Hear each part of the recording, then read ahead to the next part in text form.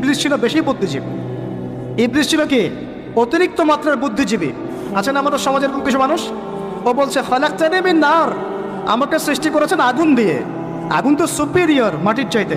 ওয়া খালাকতাহু মিন তিন, আর আপনি এই আদমকে সৃষ্টি করেছেন মাটি থেকে, কাদা মাটি দিয়ে, আমি কেন আদমকে সেজদা করতে যাব? যুক্তি, অতি যুক্তিবাদী, অতি বুদ্ধি। এটা বলে রাখি যে জান্নাতের 120টা কাতার হবে। কয় কাতার? 120 কাতার। এর মধ্যে 80টা কাতার হবে উম্মতে মুহাম্মাদের মধ্য থেকে। আলহামদুলিল্লাহ। এবার আল্লাহ পাক আদম আলাইহিস সালামকে সৃষ্টি করলেন নিজ হাতে। সূরা সাদের মধ্যে আল্লাহ পাক বলেছেন খালাকতু বিয়াদাই, আমি নিজ হাতে ওকে সৃষ্টি করেছি। আল্লাহর হাত কেমন সেটা ব্যাখ্যা করার দরকার নাই, এগুলো নিয়ে চিন্তা করতে যাবেন না। আল্লাহ পাকের মতোই, কারোর সাথে সাদৃশ্যপূর্ণ নন। আল্লাহ পাক এবার আদম আলাইহিস সালামকে সৃষ্টি করে নাম শিক্ষা দিলেন। ওয়াল্লামা আদামাল আসমাআ কুল্লাহা, এই মহাবিশ্বের যত জ্ঞান আল্লাহ পাক আদম আলাইহিস সালামকে শিক্ষা দিলেন। বলেন সুবহানাল্লাহ। এখান থেকে দলিল পেলাম আমাদের পিতা বানর থেকে হয় নাই, আমাদের পিতাকে আল্লাহ পাক সৃষ্টি করেছেন। আমাদের পিতাকে কে সৃষ্টি করেছেন? আল্লাহ রাব্বুল আলামিন। তাও আবার নিজ হাতে, মানে কি ভালোবাসা দিয়ে, ভালোবেসে, মহব্বতের সাথে। এই খালাকতু বিয়াদাই, আমি নিজ হাতে সৃষ্টি করেছি, এই কথা মানুষ ছাড়া, আদম আলাইহিস সালাম ছাড়া অন্য কারোর জন্য আল্লাহ পাক বলেন নাই। অন্য সবার জন্য আল্লাহ পাক বলেছেন ইদা আরাদা শাইআন আইয়াকুলা লাহু কুন ফায়াকুন। যখন আল্লাহ পাক কিছু করতে চান খালি বলেন কুন, হও, ফায়াকুন, হয়ে যায়। ওখানে আল্লাহ পাক বলেন নাই সাগর সৃষ্টি করেছে হাত দিয়ে, এই গ্রহ নক্ষত্র সৃষ্টি করেছে আমার হাত দিয়ে। আল্লাহ পাক এমনটা বলেন নাই। আদম আলাইহিস সালামকে আল্লাহ পাক কত মহব্বত করেন, আল্লাহ পাক বলছেন যে আমি তাকে আমার নিজ হাতে সৃষ্টি করেছি। আর আজকে তোমরা শেখাচ্ছ মানুষকে আস্তাগফিরুল্লাহ যে মানুষ বানর থেকে হয়ে যায়। কত বড় কুফরি, কত বড় শিরক, কত বড় লজ্জা। নিজের সম্মান মানুষ নিজে ভাবে নষ্ট করতে পারে, নিজের সম্মান নিজে নষ্ট করতে পারে। আমাদেরকে আল্লাহ সৃষ্টি করেছেন আদম আলাইহিস সালাম থেকে। তারপর যান, শুধু সৃষ্টি করেন নাই, আল্লাহ পাক সমস্ত নাম শিক্ষা দিয়েছেন। নাম মানে এখানে শুধু নাম, মঙ্গল, নেপচুন, প্লুটো এগুলো না। নাম মানে হচ্ছে জ্ঞান। নাম মানে কি? জ্ঞান।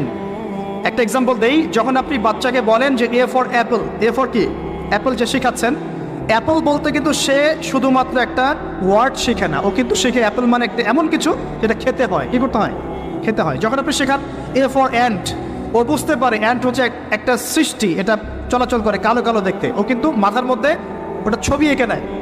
তো এটা নাম মানে শুধু নাম না, জ্ঞান। আল্লাহ পাক আদম আলাইহিস সালামকে সমস্ত জ্ঞান শিক্ষা দিলেন। আল্লামাল ইনসান মা লাম ইয়ালাম, আল্লাহ বলছেন আমি মানুষকে সেই জ্ঞান শিক্ষা দিয়েছি যা মানুষ জানতো না। মানে আমরা সৃষ্টিগতভাবে জ্ঞানী ছিলাম না, আল্লাহ পাক জ্ঞান শিক্ষা দিয়েছেন। কোন জ্ঞান শিক্ষা দিয়েছেন? যে জ্ঞান ফেরেশতাদেরও ছিল না। বলেন সুবহানাল্লাহ। আল্লাহ পাক জ্ঞান শিক্ষা দিয়ে ফেরেশতাদের সামনে নিয়ে গিয়ে বলছেন তোমরা এই নামগুলো বলো দেখি। ফেরেশতারা বলছেন লা ইলমা লানা ইল্লা মা আল্লামতানা, আল্লাহ আমাদের তো সেই জ্ঞান নাই, যা আপনি শিখিয়েছেন অতটুকুই জানি, এর বেশি জানি না। এবার আল্লাহ পাক বলছেন ইয়া আদম আম্বিহুম বিআসমাইহিম, আদম তুমি সব নাম বলে দাও দেখি। আদম আলাইহিস সালাম সমস্ত নাম দরদর করে সব বলে দিলেন। আমাদের পিতা জ্ঞানী ছিলেন না? ছিলেন না। আল্লাহ পাক নিজে তাকে জ্ঞান শিক্ষা দিয়েছে। আর আমরা বলছি মানুষ আস্তাগফিরুল্লাহ অন্য প্রাণী থেকে আসছে। সুবহানাল্লাহ, কত অদূরদর্শী মানুষেরা, কত সুদূর প্রসারী একটা কুফরি মতবাদ। এবার আল্লাহ পাক আদম আলাইহিস সালামকে বলছেন তুমি নাম বলে দাও, তিনি সব নাম বলে দিলেন। এবার গিয়ে আল্লাহ পাক ফেরেশতাদেরকে বলছেন এবার তোমরা একটা কাজ করো। ইয কুলনা লিল মালাইকাতি ইসজুদু লি আদম, তখন আল্লাহ পাক বলছেন যে আমি ফেরেশতাদেরকে বললাম তোমরা সবাই এখন আদমকে সিজদা করো। বলেন সুবহানাল্লাহ। কত সম্মান আমাদের পিতার। মহাবিশ্বে ফেরেশতাদের সামনে আল্লাহ পাক তাকে সিজদা করালেন ফেরেশতাদেরকে দিয়ে। ফাসাজাদু, সবাই সিজদা করলো, ইল্লা ইবলিস। কে সিজদা করলো না? ইবলিস। এখানে একটা বিষয় মনে রাখেন, আমাদের পিতাকে কিসের কারণে সম্মানিত করা হয়েছে? শারীরিক গঠন, চেহারার সৌন্দর্য, টাকা পয়সা, রিজিক, কোনটার কারণে? এইটাই মনে রাখবেন। মুসলিম উম্মাহ যদি আজকে সারা বিশ্বের নেতৃত্ব দিতে চায়, সবাইকে জ্ঞানী হতে হবে, জ্ঞানের বিপ্লব ঘটাতে হবে। বলেন সুবহানাল্লাহ, বলেন আমিন। এই জ্ঞানের বিপ্লব ঘটাতে পারলে ইনশাআল্লাহ মুসলিম উম্মাহ আবার সেই জায়গায় যাবে যেখান থেকে আমরা এসেছি। জ্ঞান ছাড়া আমরা কিচ্ছু করতে পারবো না। আর এই জ্ঞান মানে শুধু একমুখী শিক্ষা নয়, জেনারেল শিক্ষা, ইসলামিক শিক্ষা, এই দুইটাকে হারমোনিয়াসলি কম্বাইন্ড করতে হবে, করে এমন জ্ঞান অর্জন করতে হবে যে জ্ঞান দিয়ে বিশ্বকে আমরা চ্যালেঞ্জ করতে পারি। এটাই এই বিশ্বের সবচেয়ে বড় চ্যালেঞ্জ এখন, মুসলিমদের সবচেয়ে বড় চ্যালেঞ্জ এখন এটাই। ইসলামিক শিক্ষা এবং জেনারেল শিক্ষাকে একত্রিত করে এমন প্রজন্ম তৈরি করা যে প্রজন্ম আগামী দিনে উম্মাকে নেতৃত্ব দেবে। এই একটা কাজ যদি কেউ করে যেতে পারে, আল্লাহ পাক তৌফিক দেখ, আমরা দোয়া করি আল্লাহ পাক এমন নেতা আমাদের উপরে নিয়ে আসুক যারা এরকম প্রজেক্ট লঞ্চ করতে পারে। বলেন আমিন। দোয়া করতে কোনো সমস্যা? অথবা যদি কেউ হাল না ধরে, আল্লাহ পাক যেন এমন কিছু মানুষ তৈরি করে দেন যারা এই জ্ঞানতাত্ত্বিক বিপ্লব নিয়ে কাজ করবেন। এটা সবচেয়ে ইম্পর্টেন্ট কাজ এখন। না হলে আজকে থেকে 20-30 বছর পরে এই প্রজন্মকে আপনি আর খুঁজে পাবেন না। দেখবেন এমন প্রজন্ম চলে আসছে যারা বলবে আল্লাহর সাথে আমাদের কোনো সম্পর্ক নাই, নামাজ পড়বে না, রোজা রাখবে না, জাকাত দিবে না, আল্লাহকে চিনবে না। দেখে নিয়েন, আমরা দোয়া করি এমনটা না হোক, কিন্তু যদি আমরা হাল ছেড়ে দিই এখন এমনটাই হবে সামনে। এটা খিদিরের দৃষ্টিভঙ্গি দিয়ে আপনাদেরকে বললাম। জ্ঞানতাত্ত্বিক রেভলিউশন দরকার। যদি কেউ কোনো উদ্যোগ না গ্রহণ করে, অ্যাটলিস্ট বাসায় পারিবারিকভাবে হলেও আপনাকে শেখাতে হবে সন্তানকে, কোনো অপশন নাই। এবার ফাসাজাদু, সবাই সেজদা করেছে ইল্লা ইবলিস। ইবলিস করে নাই। কেন করছে না? ইবলিসের সমস্যাটা কি? ইবলিসকে আল্লাহ পাক জিজ্ঞাসা করছেন, মা মানাআকা আল্লা তাসজুদা ইযা আমারতুক। আমি তোমাকে আদেশ করলাম আদমকে সেজদা করতে, কে তোমাকে নিষেধ করলো সেজদা করতে? ইবলিস বলছে, বেশি চালাক, বেশি বোঝে যারা, অতিরিক্ত বুদ্ধিজীবী। ইবলিস ছিল বেশি বুদ্ধিজীবী। ইবলিস ছিল কি? অতিরিক্ত মাত্রার বুদ্ধিজীবী। আছেন আমাদের সমাজের কিছু মানুষ, ও বলছে খালাকতানি মিন নার, আমাকে সৃষ্টি করেছেন আগুন দিয়ে। আগুন তো সুপিরিয়র মাটির চাইতে। ও খালাকতাহু মিন তিন, আর আপনি এই আদমকে সৃষ্টি করেছেন মাটি থেকে, কাদা মাটি দিয়ে। আমি কেন আদমকে সেজদা করতে যাব? যুক্তি, অতি যুক্তিবাদী, অতি বুদ্ধি। আল্লাহ পাক বলছেন ফাখরুজ মিনহা ফাইন্নাকা রাজিম, এখান থেকে বের হয়ে যাও, তুমি অভিশপ্ত। ফাইন্না আলাইকা লা'নাতা ইলা ইয়াউমিদ্দিন, আমার আদেশ লঙ্ঘন করার কারণে কিয়ামত পর্যন্ত তোমার উপর লানত, অভিশাপ বর্ষিত।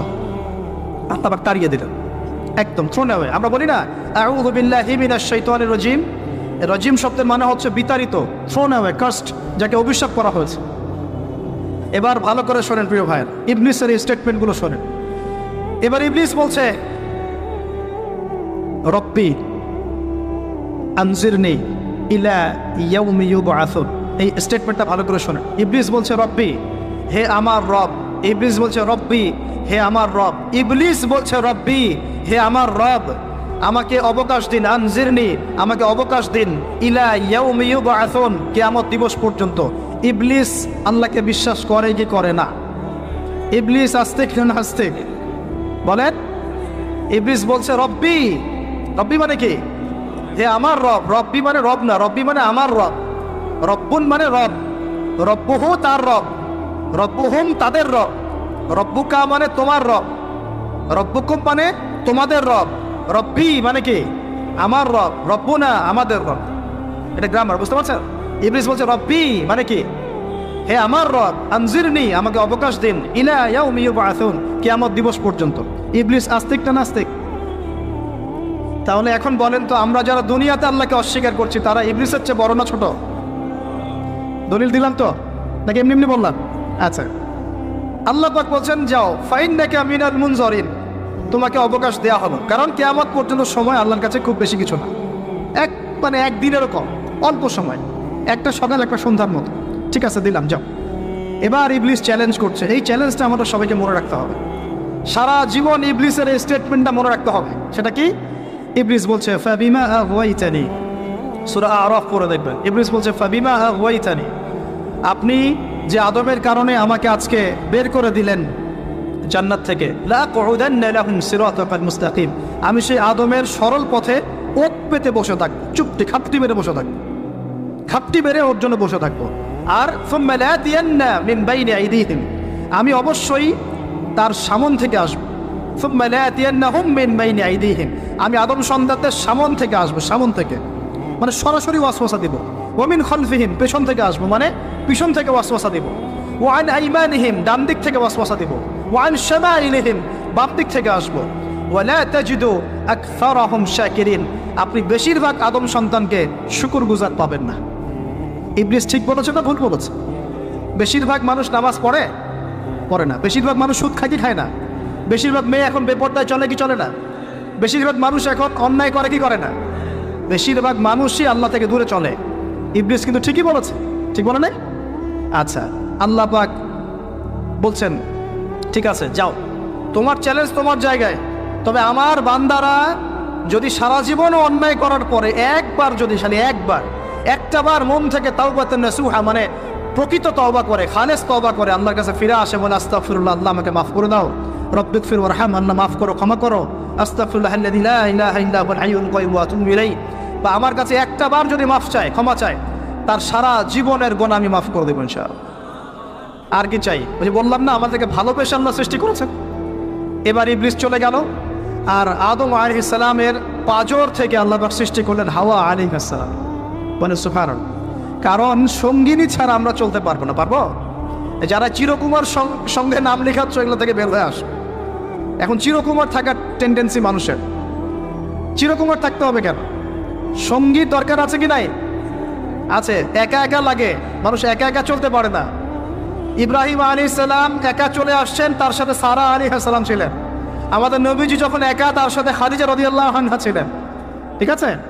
ঠিক একইভাবে আদম আলাইহিস সালাম একা একা জান্নাতে, আল্লাহ পাক তার পাঁজর থেকে সৃষ্টি করলেন কাকে?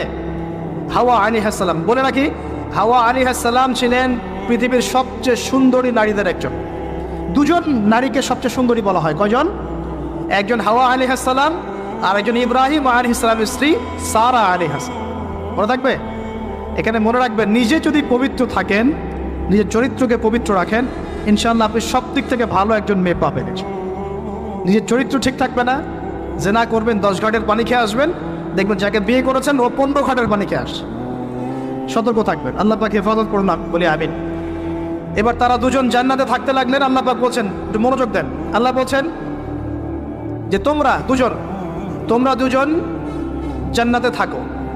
ফাকুলা মিনহা রাগাদান হাইসু শি'তুমা, জান্নাতে যা ইচ্ছা তোমরা খাও, কোনো সমস্যা নেই, থাকো, খাও। ওয়ালা তাকরাবা হাদিহিশ শাজারা, কিন্তু একটা আদেশ করছি তোমাদেরকে, এই যে গাছটা দেখছো, এই গাছের কাছেও যাবে না। শব্দগুলো বোঝার চেষ্টা করে। আল্লাহ পাক বলছেন না যে গাছের ফল খাবে না, আল্লাহ পাক বলছেন গাছের কাছেও যাবে না। ঠিক যেমন আল্লাহ বলছেন ওয়ালা তাকরাবু আমওয়ালাল ইয়াতীম, এতিমের মালের কাছেও যাবে না। আল্লাহ বলছেন না এতিমের মাল খেও না। আল্লাহ বলছেন ওয়ালা তাকরাবু জিনা, জেনার কাছেও যেও না। আল্লাহ কিন্তু বলছেন না জেনা করো না। ঠিক একই ভাষায় আল্লাহ পাক বলছেন ওয়ালা তাকরাবা হাদিহিশ শাজারা, তোমরা দুজন এই গাছের কাছেও যাবে না। That's all. আর কোনো সমস্যা নেই, জান্নাতে থাকো। এবার তারা জান্নাতে থাকতে লাগলেন। থাকতে থাকতে এক পর্যায়ে ইবলিস ওয়াসওয়াসা দেওয়া শুরু করলো। কি ওয়াসওয়াসা দিল যে আমাদের পিতা মাতা সেখানে চলে গেলেন? ভাবার বিষয় তো নাকি? কি এমন বললো ইবলিস যে তা আমাদের পিতা মাতা রিসিভড হয়ে গেলেন? এই কথাটা আছে সূরা তহায়। কোন সূরা? সূরা তহা পড়ে দেবেন। আল্লাহ পাক বলছেন, ইবলিস আমাদের পিতাকে বোঝাচ্ছে, বলছে ইয়া আদম, হে আদম, হাল আদুল্লুকা, আমি কি তোমাকে জানিয়ে দিব, খবর দিব, আলা শাজারাতিল খুলদি ওয়া মুলকিন লা ইয়াবলা, এমন একটা গাছের কথা কি জানিয়ে দিব যেই গাছের কাছে গেলে বা তার ফল খেলে তুমি দুটো জিনিস পাবে, চিরস্থায়িত্ব পাবে, কোনোদিন মরবে না, আর বিশাল ক্ষমতার মালিক হবে। অন্য আয়াতে আসছে যে তোমরা ফেরেশতা হয়ে যাবে। এই দুটো কথা। তাহলে কি প্রলোভন দিল? চিরস্থায়িত্বের প্রলোভন এবং কি অমরত্বের প্রলোভন, অমরত্ব এবং ক্ষমতা। একটু মনোযোগ দেন। এই দুনিয়াতে যারা আল্লাহর পথ থেকে বিচ্যুত হয়ে গেছে, বেশিরভাগ এই দুইটার ফাঁদে পড়েছে। হয় ক্ষমতার ফাঁদে, না হলে দুনিয়ার এই যে মোহ, অমরত্ব, দুনিয়ার জীবন নিয়ে পড়ে থাকা, এই দুনিয়ার প্রেমেই মানুষ নিজের পথ হারিয়ে ফেলেছে। এই দুটোই হয়েছে। এক পর্যায়ে পিতা মাতা চলে গেলেন, ফল খেয়ে ফেললেন, যদিও ফল খাওয়ার কথাটা আছে, তারা গাছের কাছে চলে গেলেন। কি হলো গাছের কাছে যাওয়ার পরে? ফালাম্মা যাকাশ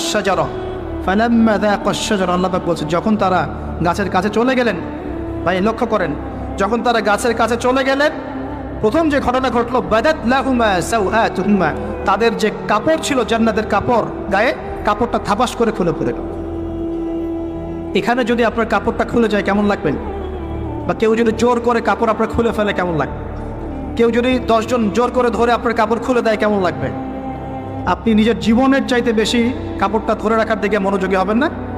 আমাদের পিতা মাতাকে শয়তান জান্নাতে ফেরেশতাদের সামনে নগ্ন করে দিল, কাপড় খুলে পড়ে গেল। তার মানে জান্নাতে আমাদের পিতা মাতাকে নগ্ন করেছে কে? ইবলিস। তাহলে দুনিয়াতে যারা এখন আমাদের গা থেকে কাপড় খুলতে চায়, বেপর্দায় চলতে চায়, পর্দাকে কুপ্রথা বলে, কুসংস্কার বলে, যারা বলে যে অশ্লীলতার বিপ্লব ঘটুক, পোশাকের কোনো বাধ্যতামূলক নিয়ম না থাকুক, সবাই স্বাধীন। যারা নগ্নতা অশ্লীলতার প্রচার প্রসার চায়, যারা মুসলিমদের গা থেকে কাপড় খুলতে চায়, এরা তাহলে কার হয়ে কাজ করছে? যেই কাজ শয়তান করেছে জান্নাতে, ওই কাজই তারা করছে এখন জমিন। কথাকে প্রমাণ করতে পারলাম? প্রথম দুর্ঘটনা কোনটা? প্রথম দুর্ঘটনা এটা নয় যে তারা আল্লাহর হুকুম আহকাম ত্যাগ করেছেন, আল্লাহকে অস্বীকার করেছেন, কুফরি করেছেন, শিরিক করেছেন, এগুলো হয়নি। প্রথমে সর্বপ্রথম দুর্ঘটনা হয়েছে গা থেকে কাপড় খুলে পড়ে গেছে, তাও জান্নাতে সবার সামনে।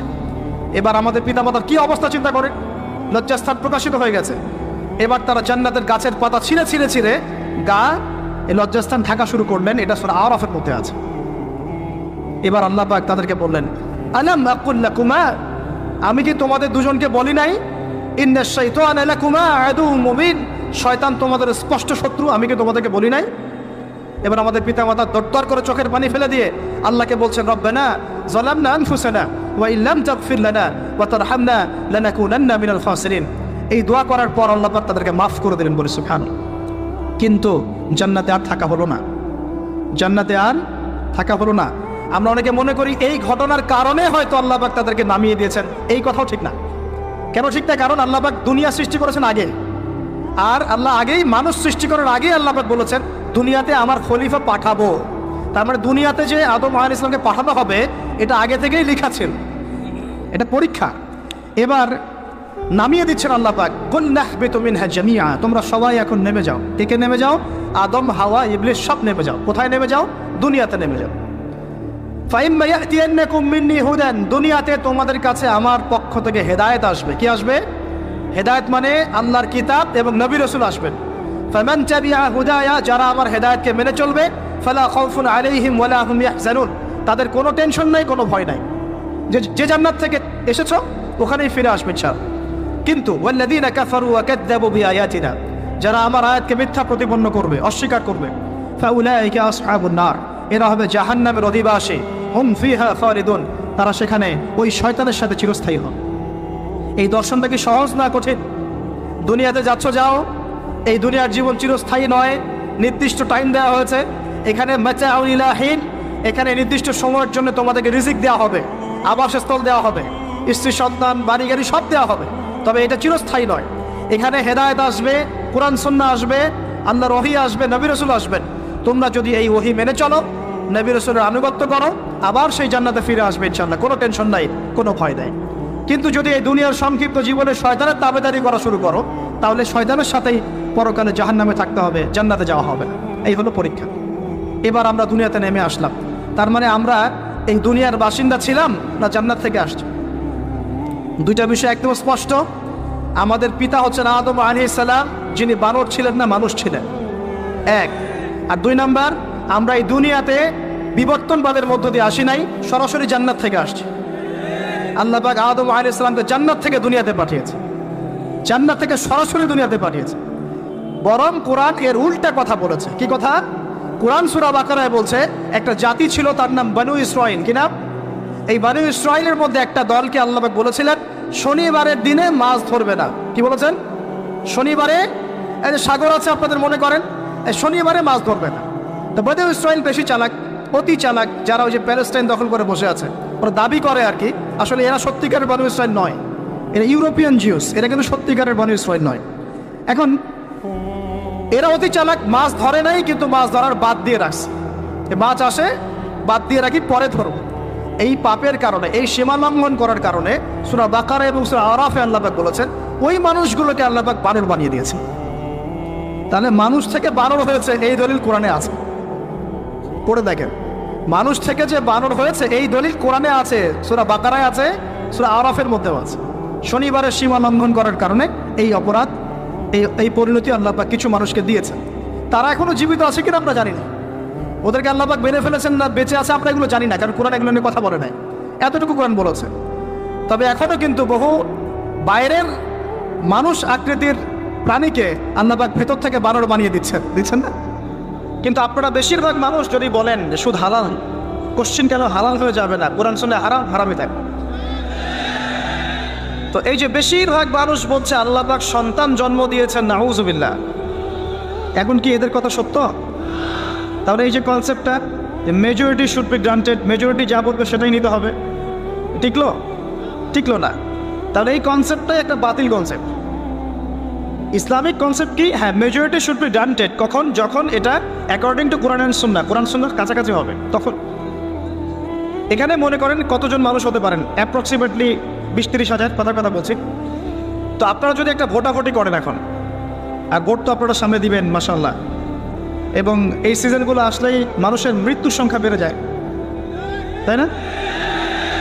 এবং যে মারে সেও মুসলিম, যাকে মারে সেও মুসলিম। আর এই কথাটা নবী সাল্লাল্লাহু আলাইহি ওয়াসাল্লাম 1400 বছর আগে বলেছেন যে শেষ জামানায় খুব বেশি হত্যাকাণ্ড হবে। আর যে ব্যক্তি কাতেল, যে ব্যক্তি হত্যাকারী কাতেল, সে বুঝবে না কেন মারলাম, আর যে ব্যক্তি মারা গেল সেও বুঝবে না যে কি কারণে মারলো আমাকে। তো এখন মনে করেন আপনাদের কাছ থেকে একটা ভোটাভুটি নিলাম যে মদ হালাল না হারাম, সুদ হালাল না হারাম, পর্দা হালাল না হারাম, এইগুলোর উপর একটা ভোটাভুটি হবে। মেজরিটি সংখ্যক আপনাদের বললো যে না, মদ হালাল, জিনা হালাল, হ্যাঁ সুদ হালাল। বলেন আল্লাহ পাকের বিধান অনুযায়ী কি সেটা হালাল হবে কিনা? যদি দুনিয়াতে হালাল হয়েও যায়, আসমানে হবে কিনা? সিম্পল। এখন দুনিয়ার তো কোনো মূল্য নেই আল্লাহর কাছে, দুনিয়ার যাররা পরিমাণ মূল্য আল্লাহর কাছে নাই। একটা হাদিস এসেছে, দুনিয়ার মূল্য যদি আল্লাহর কাছে একটা মাছির ডানার পরিমাণও হতো, আল্লাহ পাক কোনো কাফের মুশরিককে এক ঢোক পানি খেতে দিতেন না। অতএব দুনিয়ার কোনো মূল্য আল্লাহর কাছে নাই। নবী সাল্লাল্লাহু আলাইহি ওয়াসাল্লাম রাস্তা দিয়ে হেঁটে যাচ্ছেন, সাহাবায়ে রাদিয়াল্লাহু আনহুমকে দেখিয়ে বলছেন, ওই দেখো একটা মৃত গাধা পড়ে আছে বা মৃত বকরির বাচ্চা পড়ে আছে, তোমরা কি কেউ এই মৃত বকরির বাচ্চাটাকে কিনবে 1 দিনার বা 1 দিরহামের বিনিময়ে? সাহাবীরা বলছেন রাদিয়াল্লাহু আনহুম, বিনামূল্যে দিলেও তো ইয়া রাসূলুল্লাহ নিব না, আমরা বিনামূল্যে দিলেও তো এটাকে আমরা গ্রহণ করব না। নবীজি বলছেন সাল্লাল্লাহু আলাইহি ওয়াসাল্লাম, আল্লাহ পাকের কাছে দুনিয়ার মূল্য এর চাইতেও কম। যে দুনিয়া নিয়ে আমরা ব্যস্ত হয়ে আছি না, বাড়ি গাড়ি, স্ট্যাটাস, প্রতিপত্তি, ক্ষমতার দাপট, আল্লাহর কাছে এর মূল্য একটা পাখির, একটা মাছির ডানার সমান নয়। এখন দুনিয়াতে মনে করেন এটা এস্টাবলিশ হয়েও গেল, আল্লাহ পাকের আদালতে কি হবে? হবে না। এখন এক কথায় আইয়ামে জাহিলিয়াতের শিরক কি আপনি দেখতে পাচ্ছেন? এখন কিছুটা হলো বুঝতে পারছেন?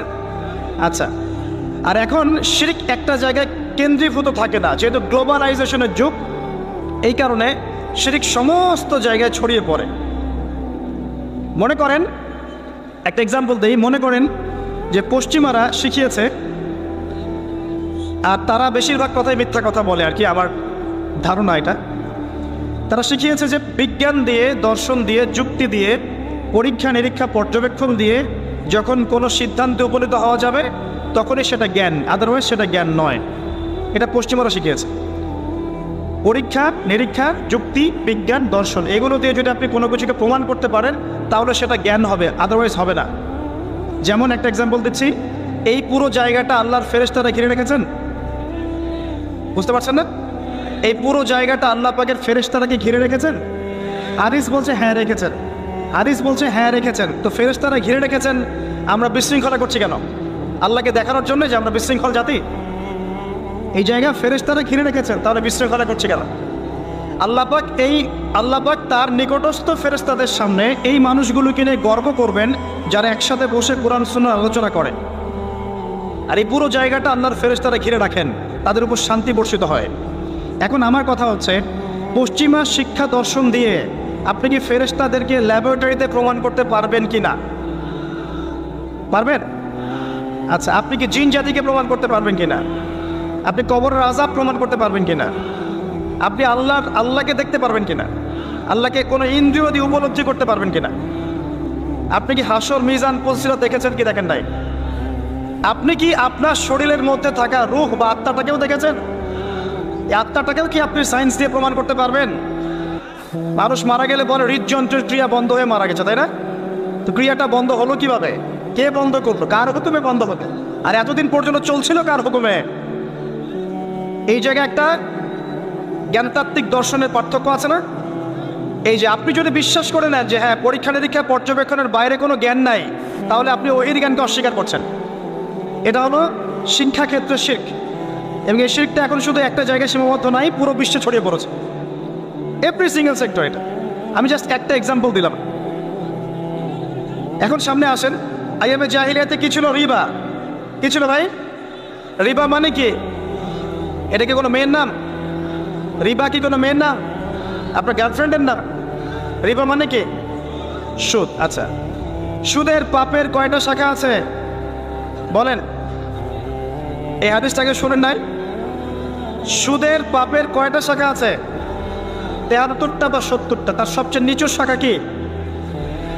আমি বলতে চাচ্ছি, আপনারা বলেন নিচু শাখা কি? আচ্ছা, এই যে নিজের মায়ের সাথে জিনার সমান পাপ বলা হচ্ছে, তারপরেও কি আমরা কম বেশি সবাই সুদের সাথে সম্পৃক্ত না? এই যুগে কি এমন মানুষ খুঁজে পাওয়া যায় যে ব্যক্তি সুদের সাথে সম্পৃক্ত নয়? বুখারীর একটা হাদিস এসেছে, 1 দিরহাম যে ব্যক্তি সুদ খায় সে যেন 36 বার জেনা করলো, নাউজুবিল্লাহ। এবং সহিহ কুরআনুল কারীমের সূরা বাকারার আপনি 279 থেকে নিয়ে 83-84 পর্যন্ত আয়াতগুলো পড়বেন। আল্লাহ পাক বলছেন, ইয়া আইয়ুহাল্লাযীনা আমানু, হে মুমিনগণ, ইত্তাকুল্লাহ, তোমরা আল্লাহকে ভয় করো। ওয়াযারু মা বাকিয়া মিনার রিবা ইন কুনতুম মুমিনিন, এবং সুদের অবশিষ্ট যে অংশগুলো আছে এগুলো ছেড়ে দাও যদি প্রকৃত অর্থে তোমরা মুমিন হয়ে থাকো। ওয়া ইন লাম তাফআলু, তোমরা যদি এটা না ছাড়ো, যদি সুদ না ছাড়ো, কে বলছেন? আল্লাহ। যদি তোমরা সুদ না ছাড়ো তাহলে ফাযযানু বিহারবিন মিনাল্লাহি ওয়া রাসূলিহি, আল্লাহ এবং তার রাসূলের সাথে যুদ্ধের ঘোষণা শুনে রাখ। তো এই মহাপাপটা এখন সারা বিশ্ব জুড়ে নাই। আপনি ওয়ার্ল্ড ব্যাংকের কাছে যাবেন, সুদ ছাড়া আপনাকে কোনো লোন দিবে না। IMF এর কাছে যাবেন, সুদ ছাড়া কোনো লোন দিবে না। আপনি তাদের আওতার বাইরে গিয়ে একটা রাষ্ট্র পরিচালনা করতে পারবেন না, আর রাষ্ট্রের সেন্ট্রাল ব্যাংকের মতো সুদ চলে আসবে। অতএব সেন্ট্রাল ব্যাংকের আন্ডারে যত ইকোনমিক কাঠামো থাকবে সবগুলোর মতো সুদ চলে আসবে। সুদটা ছড়িয়ে দিল কারা? সুদ ছড়ালো কোন সভ্যতা? পুষ্টিমারা সারা বিশ্ববাসীকে সুদখোর বানিয়েছে। আর এই কারণে নবী সাল্লাল্লাহু আলাইহি ওয়াসাল্লাম মেরাজের রাতে গিয়ে দেখেছেন যে তার উম্মতের একটা বিশাল অংশের আযাব দেওয়া হচ্ছে। কি আযাব? রক্তের নদীতে ফেলে তাদের মাথাগুলোকে ফাটিয়ে দেওয়া হচ্ছে। বিশ্বাস করলেন না? এখন বলবেন যে মেরাজের রাতে কিভাবে দেখলেন? এটা তো এখনো ফয়সালা হয় নাই জান্নাত জাহান্নামে, তাই না? দেখুন, আল্লাহ রাব্বুল আলামিন অতীত, বর্তমান, ভবিষ্যতের ঊর্ধ্বে অবস্থান করেন।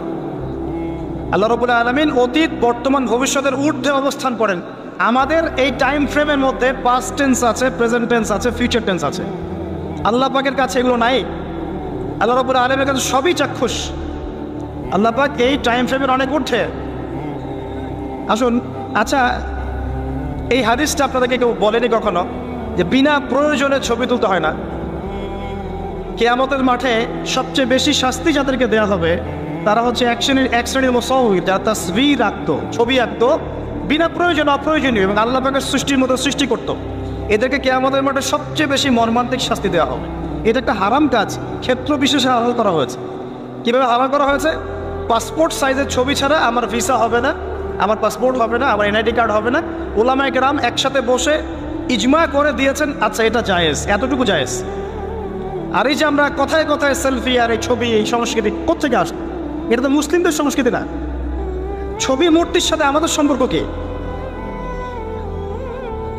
পিতার ছবিটা সুন্দর করে ঘরের মধ্যে লটকায় রাখছেন মালা দিয়ে একদম। কি বোঝাতে যাচ্ছেন আপনি? আপনি নেককার সন্তান, অথচ পিতার জন্য কোনো দোয়া নাই আপনার মনে। দাঁড়া, এই সংস্কৃতি থেকে বের হন। ক্ষেত্র বিশেষে হয়তো কোনো কোনো ক্ষেত্রে করা যাচ্ছে, আমভাবে এই যে মহামারী ছড়িয়ে পড়েছে এটা টোটালি বন্ধ করতে হবে। এবং যুব সমাজকে এই ভার্চুয়াল জগতে না, প্র্যাকটিক্যাল জগতে কাজ করতে হবে। ভার্চুয়াল জগতে কাজ না কম, প্র্যাকটিক্যাল জগতে কাজ বেশি করে। আপনি কি আজকে খবর পেয়েছেন যে আজকে সারা বাংলাদেশে কতজন মানুষ খ্রিস্টান হয়েছে? কোনো খবর পেয়েছেন কি? যে করেছে সে কি ফেসবুকে স্ট্যাটাস দিয়েছে আজকে 10 জনকে করলাম, আজকে 5 জনকে করলাম, স্ট্যাটাস দেখেছেন? অথচ সীমান্ত এলাকাগুলো ঘুরে দেখবেন দিনের পর দিন মানুষ খ্রিস্টান হচ্ছে, দেদারসে খ্রিস্টান হচ্ছে। যেদিন সবাই খ্রিস্টান হয়ে যাবে ওই দিন টনক নড়বে আপনাদের। আপনি কি খবর পেয়েছেন যে আজকে বাংলাদেশে কতজন মানুষ শিয়া হয়েছে, কাদিয়ানি হয়েছে, অন্যান্য ধর্মে দীক্ষিত হয়েছে? খবর পেয়েছে? কারণ ওরা এত আইওয়াশ করতে চায় না, এত শোডাউন করতে চায় না। আর আমরা কাজ করি 5%, শোডাউন করি 95%। এই শোডাউন দিয়ে কোনো ইসলাম কায়েম হবে না। ইসলাম এই শোডাউন দিয়ে কায়েম হয় নাই, কনস্ট্রাকটিভ কাজের মধ্য দিয়ে কায়েম হয়েছে। কীভাবে হয়েছে আমি সামনে বলছি ইনশাল্লাহ। আগে এই জায়গাটা শেষ করি। এক কথায় ওই সুদ, জাহিলি যুগের ওই সুদ কি এখন গ্লোবালাইজেশন হয়েছে কি হয় নাই? তাহলে জাহিলিয়াত আছে কি নাই? মাদক, আইয়ামে জাহিলিয়াতের সেই মাদক এখন সারা বিশ্বে ছড়িয়ে পড়েছে কি পড়ে নাই? শুধু আমাদের দেশের সীমান্ত এলাকাগুলো করে দেখেন, মাদকের কি সয়লাভ।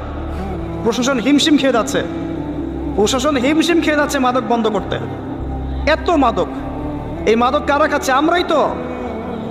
আমি যদি না খাই মাদক আমার কাছে কে বিক্রি করবে? তুমি যদি মাদক না খাও তোমাকে কে জোর করে খাওয়াবে? তুমি নিজে খাচ্ছ বলেই তো সরকার বিপাকে পড়ছে, প্রশাসনের হ্যারাস হচ্ছে, মাদক চোরাচালান কারবারি যারা করছে এরা লাইভ হয়ে যাচ্ছে। তুমি খাচ্ছ কেন? যুবক ভাই, আপনি মাদক খাচ্ছেন কেন? আপনি খাচ্ছেন বলেই তো মাদক বিক্রি করতে পারছে। বাংলাদেশের মুসলিমরা একটা মুসলিম যুবক মাদক খাবে না, বা শেষ। দেখি কার কাছে মাদক বিক্রি করে, আমরা দেখি কার কাছে মাদক বিক্রি করে।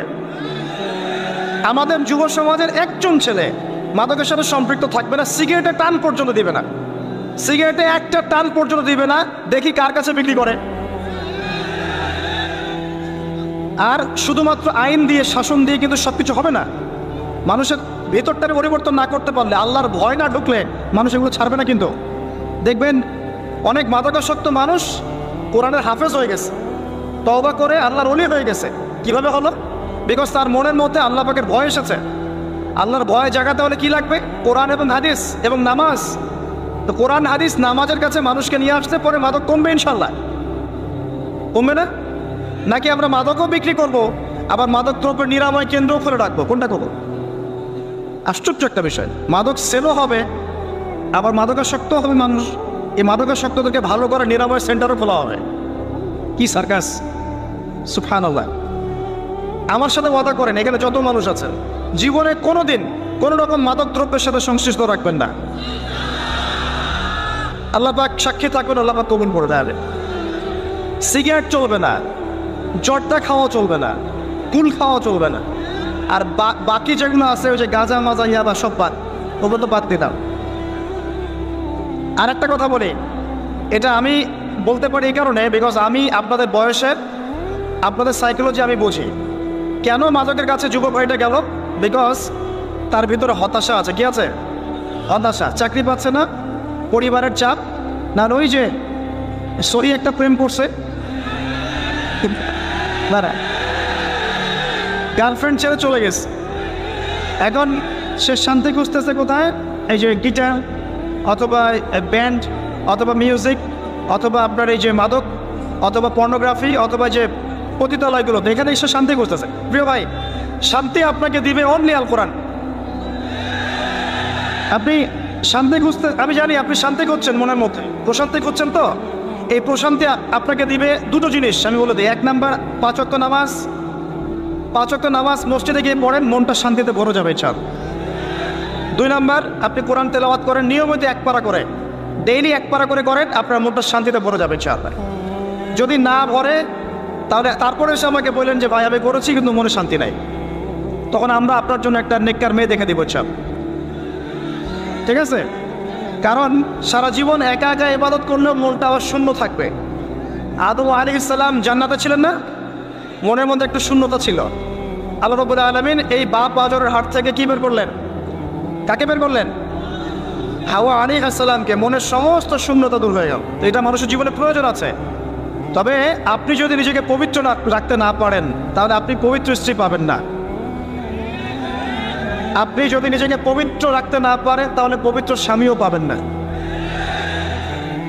আমি একটু অ্যালার্মিং নিউজ দেই। অ্যালার্মিং নিউজ হচ্ছে আমাদের দেশের এই যে 20 থেকে 25 বছরের যুবক যারা আছে, এদের মধ্যে দেখা যায় প্রতি 10 জনের মধ্যে প্রায় 5 জন বিবাহ না করেই যৌন সম্পর্ক করে ফেলেছে। অতএব যদি নিজেকে পবিত্র করতে না পারেন তাহলে পবিত্র স্ত্রীও জুটবে না কপালে, পবিত্র স্বামীও জুটবে না কপালে। আপনি 10 ঘাটের পানি খেয়ে আসবেন, দেখবেন আপনি যাকে বিয়ে করেছেন সে 12 ঘাটের পানি খেয়ে আসছে। আর এর উপরে আর কি আছে? এর উপরে আছে পর্নোগ্রাফি। এই যে পর্নোগ্রাফি, মুভিজ এবং সিরিয়ালস, এগুলোতে দেখায় বেগানা নারীকে দেখায়। তো এই নারীগুলো খুব সুন্দর দেখতে, তখন দেখা যায় এদেরকে দেখে যারা অভ্যস্ত এদেরকে দেখে যারা অভ্যস্ত, এরা বাসায় গেলে স্ত্রীকে আর সুন্দর লাগে না, কারণ তার চোখ অনেকগুলো মেয়েকে দেখেছে। যদি আপনি চক্ষু নিচু করতে পারেন, বাসায় আপনার স্ত্রীকে আপনার ভালো লাগবে। ঠিক একইভাবে এই যে মহিলাগুলো যেগুলো বাসায় আছে, এগুলো সিরিয়াল দেখতে দেখতে, পরপুরুষ দেখতে দেখতে অবস্থা খারাপ। এই কারণে তার স্বামীকে আর হ্যান্ডসাম মনে হয় না। অমুক সিনেমার নায়ক, অমুক নায়িকা, অমুক অমুক, তাকে হ্যান্ডসাম মনে হয়।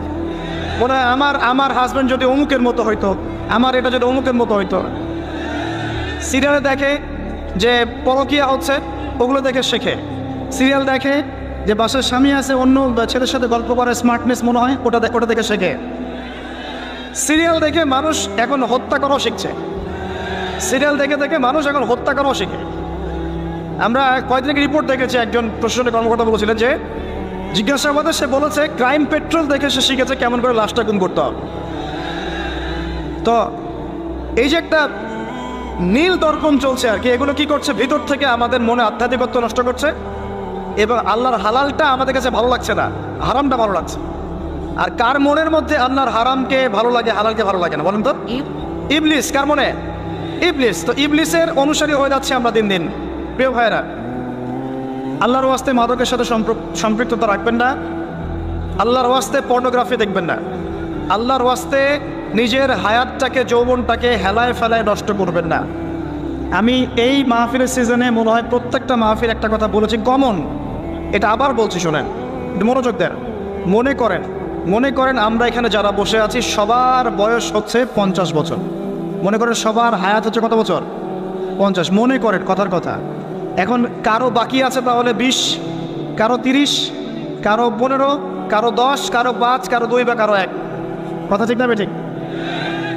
এখন আপনার এই জীবনের যে বড় অংশটা চলে গেছে, এই অংশটুকুর দিকে একটু তাকিয়ে দেখেন, আপনি কি করেছেন, কতটুকু নামাজ পড়েছেন, কতটুকু রোজা রেখেছেন, কতবার যাকাত দিয়েছেন, এবং এই চলে যাওয়ার সময়গুলোতে কি কি পাপ করেছেন, আপনি কতবার জেনা করেছেন, কতবার মাদক খেয়েছেন, কতজনকে গালি দিয়েছেন, কত ভাইকে মেরেছেন, কি করেছেন। এই হিসেবটা আজকে গিয়ে বাসায় ঠান্ডা মাথায় কাগজ কলম নিয়ে করবেন। তারপরে এক একটা পাপের জন্য আল্লাহর কাছে মাফ চাবেন। প্রথমে আমভাবে মাফ চাবেন, আস্তাগফিরুল্লাহ আল্লাযী লা ইলাহা ইল্লা হুয়াল হাইয়ুল কাইয়্যুম ওয়া আতুবু ইলাইহি। তারপরে মানুষের সাথে সম্পৃক্ত কোনো হক থাকলে আদায় করে দিবেন, ইস্তেগফার করবেন, অন্যের সাথে সম্পৃক্ত হক থাকলে আদায় করে দেবেন। তারপরে বাকি সময়টুকু যদি চিন্তা করেন যে আমি যদি আর 10 বছর বাঁচি, এই 10 বছর আমি কিভাবে কাটাবো, একটা প্ল্যান করবেন। এই 10 বছরে যেন আপনার এক ওয়াক্ত নামাজ ছুটে না যায়, এই 20 বছরে যেন আপনার একটা রোজাও ছুটে না যায়, এই 20 বছরে যেন আপনি কোরআন সুন্নাহ A to Z পড়ে শেষ করতে পারেন এবং নবীর সুন্নতের উপর নিজেকে ঠেলে সাজাতে পারেন। এই 20 বছর আপনি হালাল রিজিক সার্চ করবেন, আমর বিল মারুফ নাহি আনিল মুনকারের কাজ করবেন, আপনার প্রতিভা অনুযায়ী দিনের খেদমত করবেন। পারা যাবে ইনশাআল্লাহ? নিজের আমল নামার হিসেব নিজে করুন, কিয়ামতের মাঠে হিসেব দেওয়ার আগেই নিজের হিসাব নিজে করে ফেলুন। আল্লাহ পাক সবাইকে তৌফিক দান করুন। আমি একটা বিষয় থেকে শয়তান আমাদেরকে গাফেল করে রাখবে, শয়তান সবসময় গাফেল করে রাখবে, সেটা হলো তুমি মৃত্যুর চিন্তা করো না, এটা করো না, এটা করো না। মৃত্যুর চিন্তা করতে শয়তান নিষেধ করবে, কিন্তু আমাদেরকে ভাবতে হবে কবরের কথা, যে ইন্ডিভিজুয়ালি আমরা কেউ দুনিয়াতে থাকবো না। অতএব ব্যক্তিটাকে আগে সংশোধন করেন, তাহলে পরিবার অটোমেটিক সংশোধন হবে ইনশাআল্লাহ। এভাবেই পারিবারিক সংশোধনের মধ্য দিয়ে সমাজ সংস্কার হবে ইনশাআল্লাহ। প্রিয় ভাইয়েরা, ওদিকে লম্বা করছেন, এদিকে আসুন। মাদকের সয়লাভটা কি আছে না নাই এখন বলেন? আছে তো? নারীর অবমাননা 4 নম্বর ছিল। নারীর যে অবমাননা, এটা কি বর্তমান বিশ্বে আরো বিশাল স্কেলে আসে নাই? নারী জাতিকে কোনো মূল্য দিচ্ছে মানুষ? নারীর দেহটাকে পণ্য বানিয়েছে না? নারীর দেহটাকে মানুষ পণ্য বানিয়ে ব্যবসা করছে, যত কিছুই করছে। যে আপনি দেখবেন songs, dance, music industries, film industries, উদ্দেশ্য একটা বাণিজ্য করার, কিচ্ছু না। এই বাণিজ্য করার জন্য মেয়ের দেহটাকে, সৌন্দর্যটাকে, রূপটাকে জাতির সামনে নগ্ন করে উপস্থাপন করেছে।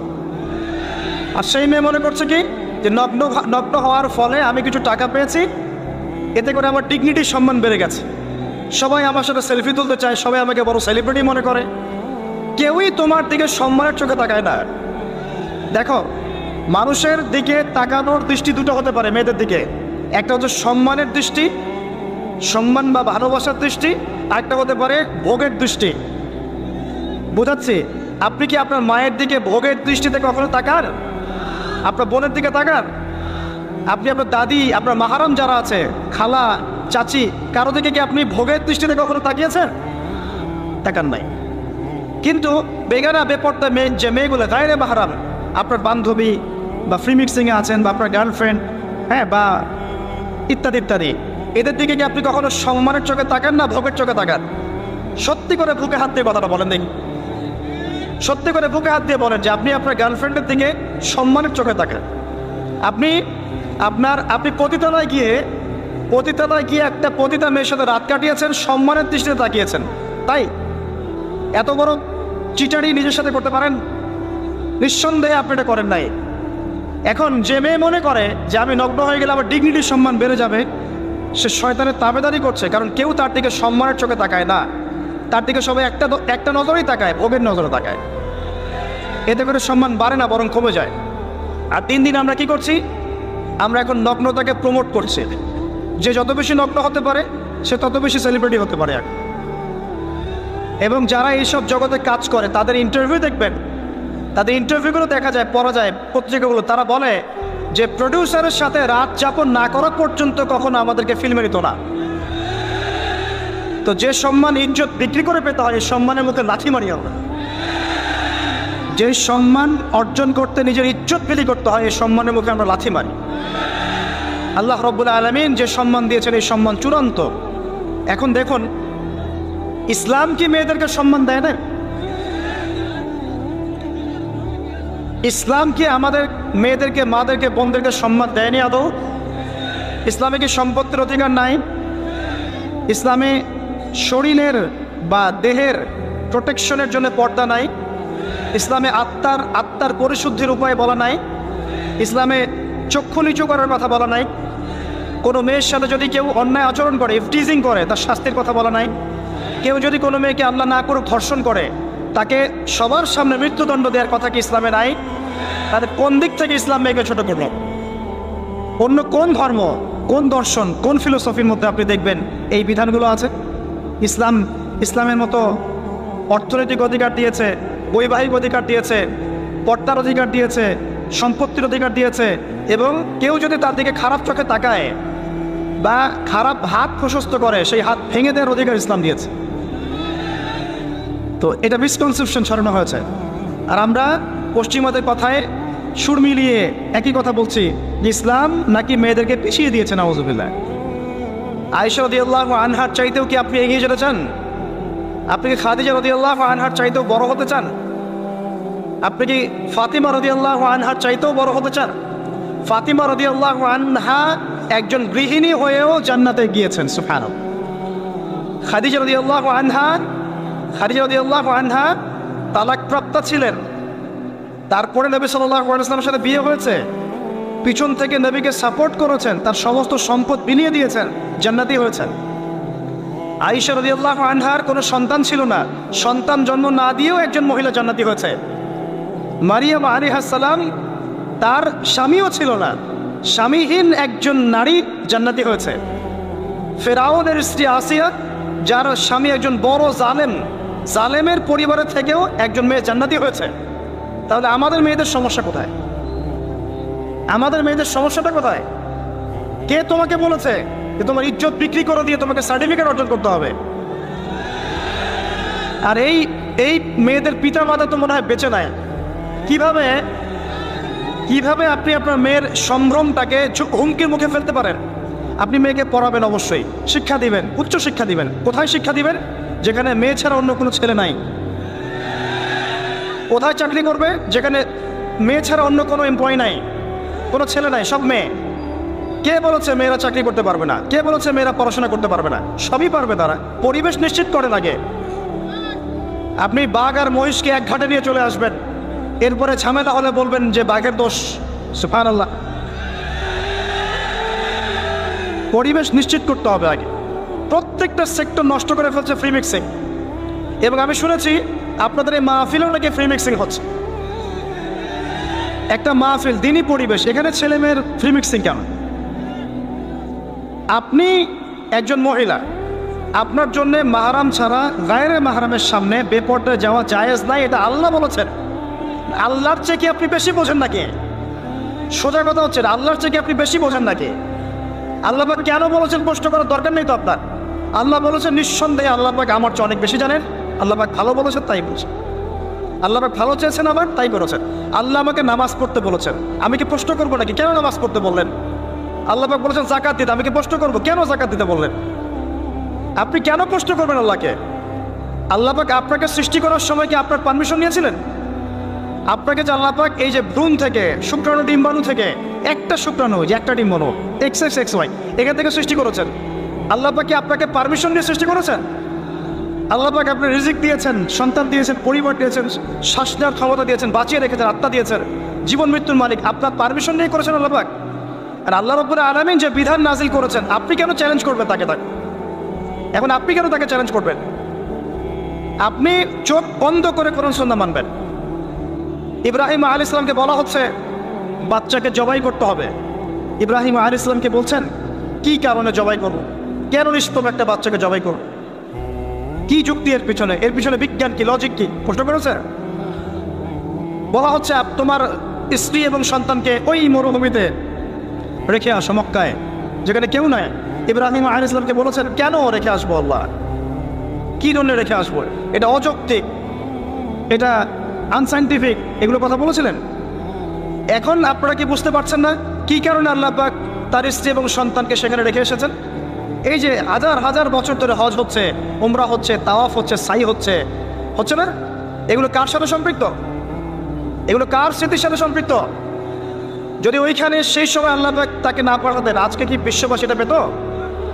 ওই ইসমাইল আলাইহিস সালামের বংশ থেকেই জন্ম নিয়েছেন মুহাম্মদ সাল্লাল্লাহু আলাইহি ওয়াসাল্লাম। তাহলে আরবের মানুষরা কি ইসলাম পেত? এবং সে আরব থেকে পুরো বিশ্বে ইসলাম কি ছড়িয়ে পড়তো? আল্লাহ পাকের জ্ঞানের সাথে আপনি চ্যালেঞ্জ করতে যাচ্ছেন? আমি বুঝতে পারছি না। তো আসুন, নারীর এই যে অবমাননা, এখান থেকে আমাদের মা বোনদেরকে বাঁচান। কীভাবে বাঁচাবেন? আপনার ছোট্ট একটা মেয়ে আছে মনে করেন, এই মেয়েটা এখন জেদ করছে কি যে আমি আগুনে লাফ দিব বা আমি ছাদ থেকে নিচে লাফ দিব।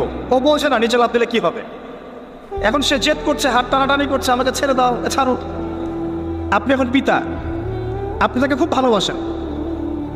এখন এই ভালোবাসার তার নয় কি আপনি বলবেন মা আমি তোমাকে অনেক ভালোবাসি, যাও আগুনে লাফ দাও? বলবেন মা আমি তোমাকে অনেক ভালোবাসি, দাও ছাদ থেকে লাফ দাও, আমি তোমার সাথে আছি, বলবেন?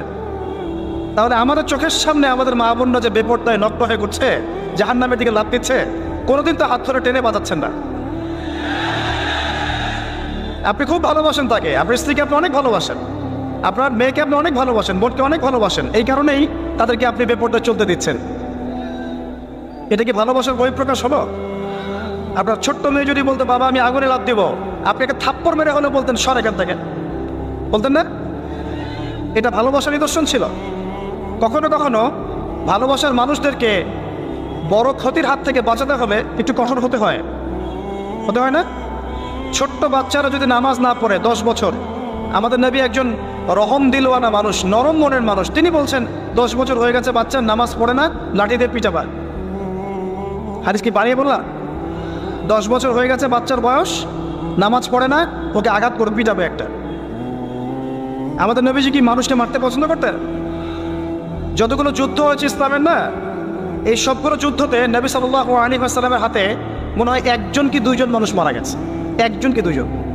একজন নবী সাল্লাল্লাহু আলাইহি ওয়াসাল্লাম তীর নিক্ষেপ করেছিলেন, তীরটা গায়েও লাগে নাই, এখান থেকে ছিলে গেছে, খালি গলা দিয়ে ছিলে গেছে, এতেই সে মৃত্যুবরণ করেছে জাহান্নামে। ইসলামের ইতিহাস যতগুলো যুদ্ধ হয়েছে, এই সবগুলো যুদ্ধ হিসাব করে দেখা যায় যে সব মিলিয়েও 10,000 মানুষও মারা যায়নি। এই যে ইসলাম তরবারির জোরে ছড়িয়েছে, কিছু মতবাদ ছড়িয়ে দেওয়া হয়েছে না, শুধুমাত্র তোমাদের প্রথম বিশ্বযুদ্ধেই 1.5 থেকে 3 কোটি মানুষ মারা গেছে। তোমাদের ভিয়েতনাম যুদ্ধেই প্রায় 20 লাখ মানুষ মারা গেছে। ইতালির মুসোলিনির সময় বিপ্লব হয়েছে, ওখানে লাখ লাখ মানুষ মারা গেছে। চীনের মাও সেতুংয়ের সময় বিপ্লব হয়েছে, লাখ লাখ মানুষ মারা গেছে। রাশিয়া কমিউনিজম যখন ছিল তখন বিদ্রোহ হয়েছে, তখন লাখ লাখ মানুষ মারা গেছে। সেকেন্ড ওয়ার্ল্ড ওয়ারে প্রায় 7 থেকে 8 কোটি মানুষ মারা গেছে। আর কোন মুখ নিয়ে তোমরা ইসলামকে বলো ইসলাম একটা জঙ্গি ধর্ম, সন্ত্রাসী ধর্ম ইত্যাদি? অথচ সারা বিশ্ব জুড়ে নিরপরাধ মানুষকে হত্যা করার লাইসেন্স পেয়ে গেছে ওরা। প্রত্যেকটা মুসলিম কান্ট্রি থেকে তাকিয়ে দেখবেন, এক একটা মুসলিম, ইয়েমেনের বাচ্চাদের কি দোষ আছে? ইয়েমেনের ছোট ছোট বাচ্চাদের কি দোষ? কেন ওরা বোম্বিংয়ের খোরাক হবে? ইরাকের মানুষের কি দোষ ছিল? সাদ্দাম হোসেনের কাছে কি আসলেই পারমাণবিক অস্ত্র ছিল? সিরিয়ায় কি হয়েছে? কেন লক্ষ লক্ষ মুসলিমকে মারা হল? আফগান তো আছেই, ইভেন ইনক্লুডিং এখন পাকিস্তান, চায়নার উইঘুর, আপনার লেবানন, আপনার জর্ডান, প্যালেস্টাইন প্যালেস্টাইন প্যালেস্টাইন নাম শুনেছেন? এখানকার মুসলিম মা বোনদের কি দোষ ছিল? তারা কি কারো ঘরে গিয়ে বোম মেরেছিল? আশ্চর্য একটা বিষয় কি জানেন? মনে করেন এইটা আমার বাড়ি, এই বাড়ির মধ্যে আমি বসে আছি, বাস করছি। এখন কিছু মানুষ আসলো, এসে বললো আমাদেরকে একটু আশ্রয় দাও, আমাদের খাবার নাই, পানি নাই, একটু আশ্রয় দাও। এখন আপনি মুসলিম মানুষ, রহম দিলওয়ালা মানুষ, দরজা খুলে দিলেন। দরজা খুলে দিয়ে ওরা এখন ভেতরে আসলো, এসে আপনি আপ্যায়ন করলেন, খাওয়ালেন, পড়ালেন, পোশাক দিলেন, সব দিলেন, মাশাআল্লাহ। এবার কয়দিন পর তারা ঐক্যবদ্ধ হয়ে আপনাকেই ঘর থেকে বের করে দিলেন। এবার আপনি ঘরের বাইরে দাঁড়িয়ে আছেন, এবার আপনি ঘরের বাইরে দাঁড়িয়ে দরজায় নক করছেন আর বলছেন আমার বাড়ি আমাকে ফেরত দাও, আমার বাড়ি আমাকে ফেরত দাও। আর এই মানুষগুলো, ভিতরে থাকা মানুষগুলো বলছে এই যে দরজা নক করছে একজন জঙ্গি, একজন সন্ত্রাসী। আমি মনে হয় বুঝাতে পারছি না। এই হলো প্যালেস্টাইন, এই হলো প্যালেস্টাইন। আমার বাড়ি আমাকে ফেরত দাও বলছে না জঙ্গি সন্ত্রাসী। তো প্রিয় মুসলিম ভাইরা, দুই চোখ খুলুন, বাইরের চোখ খুলুন, ভিতরের চোখ খুলুন, পরিস্থিতি বুঝুন, উম্মাকে ভালোবাসুন, 5 ওয়াক্ত নামাজি হয়ে যান, নিজের হায়াতটা কাজে লাগান, সুদের সাথে সম্পৃক্ত হয়েন না, শিরক করেন না, মাদক খায়েন না, নারী জাতির অবমাননা করেন না, এবং আপোষে গোত্রীয় হানাহানিতে লিপ্ত হয়েন না। উম্মাকে ঐক্যবদ্ধ করতে পারেন না পারেন, অ্যাটলিস্ট উম্মার ক্ষতি করেন না। উম্মাকে ঐক্যবদ্ধ করতে পারেন না পারেন, আগুনটাকে বাড়িয়ে দিয়েন না। রাষ্ট্রের বিরুদ্ধে বিদ্রোহ করতে যায় না। আমার কথা খুব মনোযোগের সাথে শোনেন, কারণ যখনই কোনো মুসলিম রাষ্ট্রের বিরুদ্ধে বিদ্রোহ হয়েছে তখন সেই রাষ্ট্রের অবকাঠামো ভেঙে পড়েছে এবং ক্ষতি হয়েছে, লাভের চেয়ে বেশি ক্ষতি হয়েছে। কোশ্চিনকালেও এই কাজটা করতে যাবেন না। আপনি সৎ কাজে আদেশ করবেন, অসৎ কাজে নিষেধ করবেন। উপরে যারা থাকবে তাদের জন্য দোয়া করবেন এবং তাদেরকে সুপরামর্শ দিবেন। পরামর্শ যদি তারা গ্রহণ করে আলহামদুলিল্লাহ, না করলে আপনার দায়িত্ব শেষ, আপনার এর বাইরে কোনো দায়িত্ব নাই। ভাইয়ে ভাইয়ে মারামারি কাটাকাটি করে রক্তারক্তি করতে যাবেন না, এতে করে রাষ্ট্রের অবস্থা আরও খারাপ হয়ে যাবে। সামনে এই যে করোনা চলে গেছে, করোনার পরে এই যে আবার ইউক্রেন রাশিয়া যুদ্ধ চলছে, তারপরে আবার এই যে এখন অর্থনৈতিক মন্দা চলছে, ডলারের সাথে রেমিটেন্স কমছে, সব মিলিয়ে ইকোনমিক অবস্থা ভালো না। বিশ্বের প্রায় 52টা দেশের অর্থনৈতিক অবস্থা ভালো না। এটা একটা বৈশ্বিক সংকট। এখন এই সংকট মোকাবেলা করতে গেলে আপোষে মারামারি কাটাকাটি করে সমালোচনা করে কোনো সমাধান আসবে না। সবাই মিলে যদি একসাথে কোনো কাজ করতে পারেন, করতে পারেন। কোরআন সুন্নাহ কি বলছে? কোরআন সুন্নাহ বলছে ঐক্যবদ্ধ থাকেন। কোরআন সুন্নাহ বলছে কৃষিভিত্তিক অর্থনীতির দিকে ফোকাস করেন। কোরআন সুন্নাহ বলছে জাকাত কেন্দ্রিক ইকোনমিক সিস্টেম চালু করেন। কোরআন সুন্নাহ বলছে ব্যবসাভিত্তিক প্রকল্পগুলো বাড়িয়ে দেন। কোরআন সুন্নাহ বলছে অপচয় কমিয়ে দেন, দুর্নীতি কমিয়ে দেন। কোরআন সুন্নাহ বলছে যে অল্পে তুষ্ট থাকেন, অল্পে তুষ্ট থাকার মনোভাব রাখেন। দেখবেন ইনশাআল্লাহ তাআলা পৃথিবীর সমস্ত দেশও যদি দুর্ভিক্ষে ধ্বংস হয়ে যায়, বাংলাদেশের কিচ্ছু হবে না। চল, আমাদের কাছে কোরআন আছে, আমাদের কাছে হাদিস আছে, সমাধান আমাদের কাছে আছে। আল্লাহ পাক আমাদের সবার শুভবুদ্ধি দান করুন, আমিন। এবং সবাই মুসলিম, আমি সবাইকে ভালোবাসি। আমি আমার পক্ষ থেকে আন্তরিক উদাত্ত আহ্বান জানাব, আল্লাহর ওয়াস্তে কোরআন এবং সুন্নাহকে স্টাডি করেন, এই কোরআন সুন্নাহর মানদণ্ডে বিশ্বকে চেনার চেষ্টা করেন। ইনশাআল্লাহ তাআলা আল্লাহ পাক আমাদেরকে পথ দেখাবে। চাপ আরেকটা বিষয় বলে শেষ করে দেই। জাহেলিয়াতে একটা মহামারী ছিল গোত্রীয় দ্বন্দ্ব। এই গোত্রীয় দ্বন্দ্বটা এখন ধর্মীয় দ্বন্দ্বের রূপ নিয়েছে আমাদের এখানে, এবং পলিটিক্যাল দ্বন্দ্বের রূপ নিয়েছে। এবং বৈশ্বিক গ্লোবাল অ্যাফেয়ার্সের দিকে তাকাবেন, সেখানেও এখন বৈশ্বিক দ্বন্দ্ব চলছে। তো এই দ্বন্দ্ব কিন্তু শেষ হয় নাই। শেষ কথা হচ্ছে আইয়ামে জাহিলিয়াতে যে 5টা মূল পাপের কথা বললাম, শিরক 1 নম্বর কি ভাই?